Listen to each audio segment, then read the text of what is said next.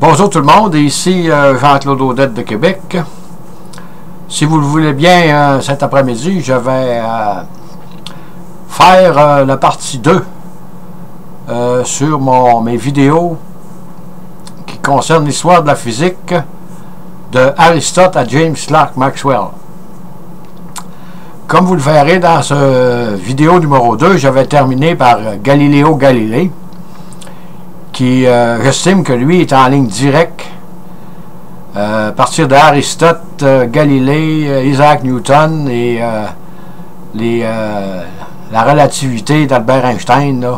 C'est un des savants qui, je calcule, qui est en ligne directe avec les savants qui lui ont succédé.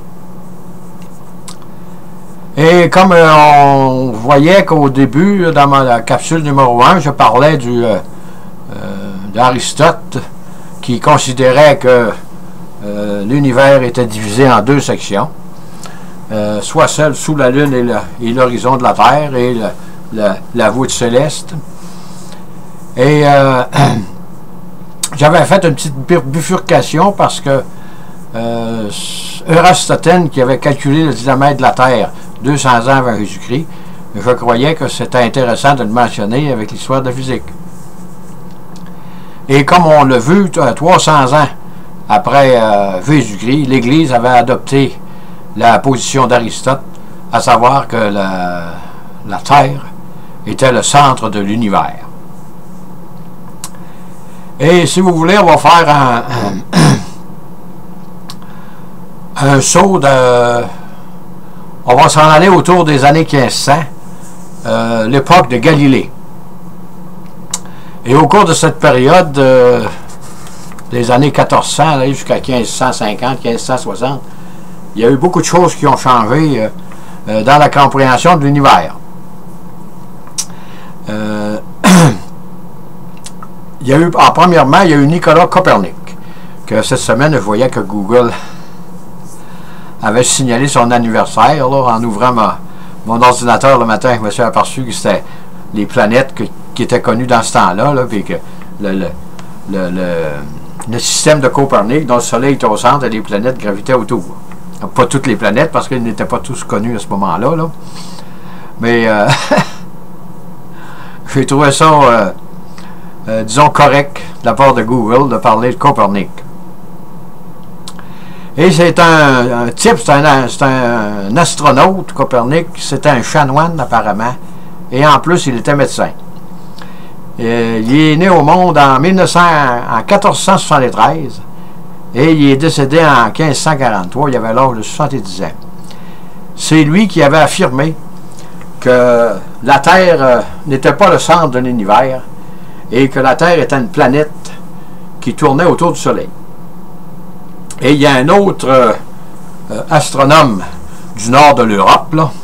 Je vais parler un peu de Tycho Brahe, qui lui était né en 1546, qui est mort en 1601. Il avait 55 ans, c'était un astronome.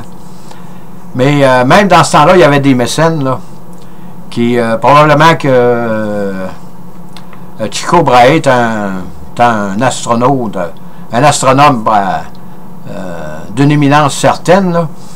Il y a quelqu'un qui lui avait accordé une pension là, pour qu'il puisse faire des recherches là, sur l'astronomie en général.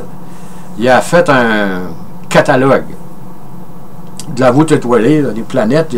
Il a fait ça durant des années, mais c'était assez précis. Et il arrive un petit peu après Johann Kepler. Kepler, c'est un disciple de Tycho Brahe et qui, lui, à force de regarder qu'est-ce que Tycho Brahe avait laissé là, avec ses observations, il a fini par comprendre que c'est vrai que la Terre tournait autour du Soleil, mais elle tournait sous la forme d'une ellipse. Et c'est là que Kepler a pondu les trois lois de Kepler là, que l'on connaît aujourd'hui. Et tous ces personnages était situé dans le nord de l'Europe, particulièrement dans le coin de l'Allemagne, Danemark, dans ces coins-là. Et l'Église catholique romaine ne pouvait pas agir sur eux parce qu'ils étaient considérés comme des hérétiques. Mais Galiléo Galilée, lui, il a adopté une forte position pour soutenir la thèse de Copernic. Et ça lui a apporté énormément de soucis et de disgrâce, je dirais, parce que là, l'Église catholique romaine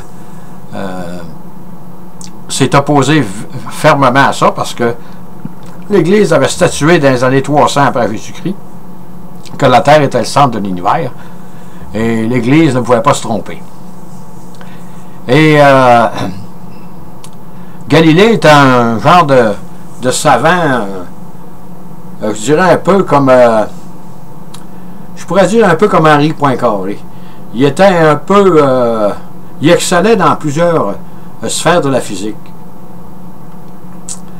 Il avait perfectionné, c'est ce qu'il, lui aussi, Galilée, avait réussi, c'est-à-dire il ne l'a pas demandé, là, mais c'est lui qui avait perfectionné la lunette que les Hollandais avaient développée, là, pour les bateaux, parce que les Hollandais, dans ce temps-là, c'était des grands navigateurs, puis avec la lunette d'approche, à ce moment-là, ça leur permettait de voir beaucoup plus loin et de distinguer les bateaux qui pouvaient s'en venir au port de la Hollande, là, dans ce temps-là.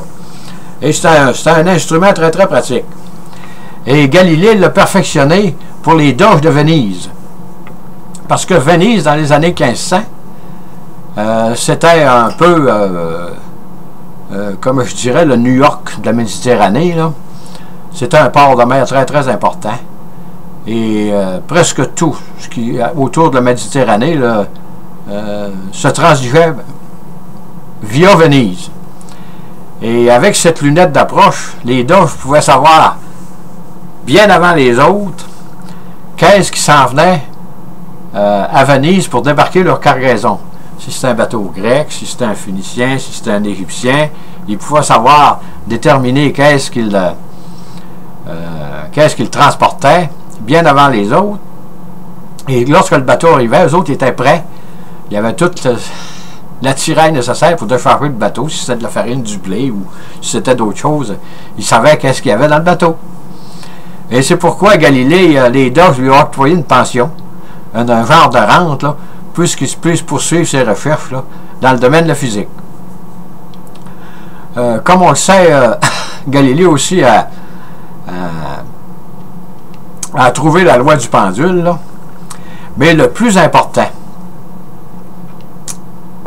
qu'est-ce que Galilée a fait? Est-ce qu'il il a été le premier à parler de référentiel.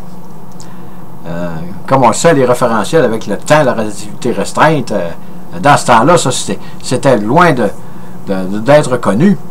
Mais Galilée avait étudié le mouvement et il avait déterminé que, j'ai fait un petit dessin ici, là. Si vous avez un bateau, c'est très très rudimentaire, s'il y a quelqu'un qui est sur le dessus du mât et qui lance un boulet, il va devoir tomber de façon verticale. Ici, j'ai marqué, là, voyez-vous, le bateau se déplace comme ça.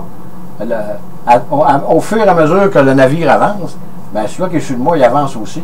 Donc, il va toujours voir tomber le bas.